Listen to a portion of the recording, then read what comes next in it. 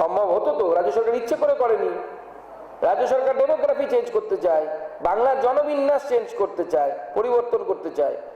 এটা তো আমি বহুবার বলছি।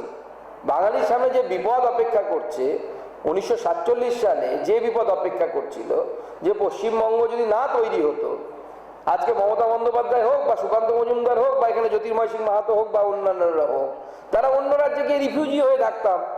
ঠিক যেরকম আন্দামানে বাঙালিদেরকে থাকতে হয়, মধ্যপ্রদেশে থাকতে হয়, উত্তরপ্রদেশের পিলিভিটি থাকতে হয় রিফিউজি হয়ে, সেইভাবে থাকতে হতো। সেই সময় এই পশ্চিমবঙ্গ তৈরি হয়েছিল বাঙালি হিন্দুর হোমল্যান্ড হিসেবে। আবার সেই জায়গায় পরিস্থিতি তৈরি করা হচ্ছে বাংলার ডেমোগ্রাফিকে পরিবর্তন করে, বাংলার জনবিন্যাসকে পরিবর্তন করে, এই অনুপ্রবেশের মধ্য দিয়ে। এবং সেখানে আমি পরিষ্কার আবার ক্লিয়ার করে দিতে চাই, বাংলাদেশ থেকে যে সমস্ত হিন্দুরা যারা আসছেন তারা শরণার্থী, তারা অনুপ্রবেশকারী নয়। বাংলাদেশ থেকে ইসলাম ধর্মাবলম্বী যারা আসেন তারা অনুপ্রবেশকারী। আমাদের স্ট্যান্ড একদম ক্লিয়ার, কোনো রাগঢাক দেখা নেই। যারা এক সময় এই জমিতে থাকবো না বলেছিল, নাপাক ভূমি, আমরা পাকিস্তানে যাব বলে চলে গেছিল, তারা দ্বিতীয়বার এখানে তাদের জমির উপর ডিমান্ড করতে পারেন না।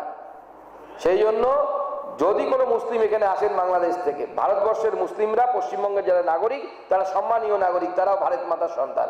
কিন্তু কোন মুসলিম বাংলাদেশ বা অন্য দেশ থেকে যদি আসে এখানে, আমরা তাদেরকে অনুপ্রবেশকারী হিসেবে চিহ্নিত করব। হিন্দুরা, তাদের জন্য পশ্চিমবঙ্গ তৈরি হয়েছিল বাঙালি হিন্দুর হোমল্যান্ড হিসেবে।